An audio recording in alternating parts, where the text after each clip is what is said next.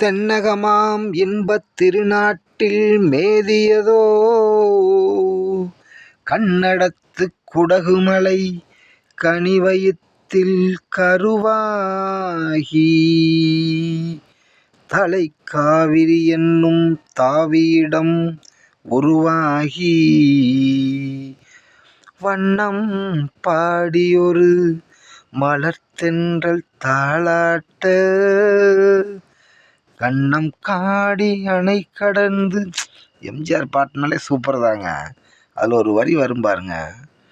காற்றும் நீரும் வானும் நெருப்பும் பொதுவில் இருக்குது, மனிதன் பாதம் பட்ட பூமி மட்டும் பிரிந்து கிடக்குது, பிரித்து வைத்து பார்ப்பதெல்லாம் மனிதர் இதயமேன்னு சொல்லும்போது எனக்கு ரொம்ப பிடிக்கும் அந்த வரி.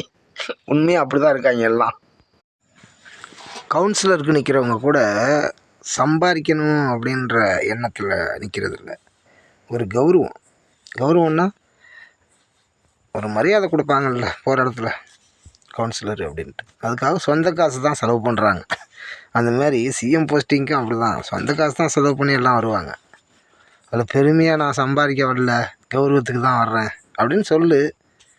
கௌரவத்துக்கு ஏன் வர்ற? ஃபஸ்ட்டெல்லாம் பிச்சை எடுத்தியாங்க நடிக்கும் போதெல்லாம், ஐயா ஐயா எனக்கு ஒரு வாய்ப்பு கொடுங்கன்னு. என்ன வாய்ப்பு கொடுத்ததுக்கப்புறம் என்னடா இது காமெடியாகவே இருக்குதுங்க நினச்சா. ஒரு பையன் என்கிட்ட கடன் கேட்டான், நானும் அவனுக்கு கொடுத்துட்டேன். அதுக்கப்புறம் அவன் எனக்கு கடன் கொடுப்பான் வாங்கினதுன்னு பார்த்தா அவன் ஊருக்கெல்லாம் கடன் கொடுக்க ஆரம்பிச்சிட்டான்.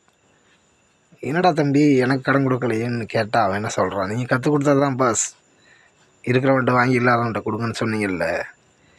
நீங்கள் இருக்கிறவங்க உங்கள்கிட்ட வாங்கி அவங்க பேர் சொல்லி இல்லாதவங்க எல்லாருக்கும் கொடுத்தோம்னா எனக்கும் இமேஜ் வரும்ல.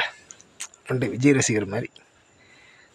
நீ சம்பாரித்து கொடுக்கணுண்டா தம்பி, வாங்கினதை நீ கொடுத்துட்டு நீ உழைச்சி சம்பாரித்து கடன் கொடுத்தீங்கன்னா கரெக்டாக இருக்கும் அப்படின்னு சொன்னேன். அதுக்கு அவன் சொல்கிறான், அப்படிலாம் ஒத்து வராது பாஸ், நாங்கள் வாங்கும்போதே முடிவு பண்ணிடுறோம், அடுத்து நாங்கள் உங்களுக்கு கீழே உள்ளவங்களுக்கு கொடுக்கணுன்ட்டு.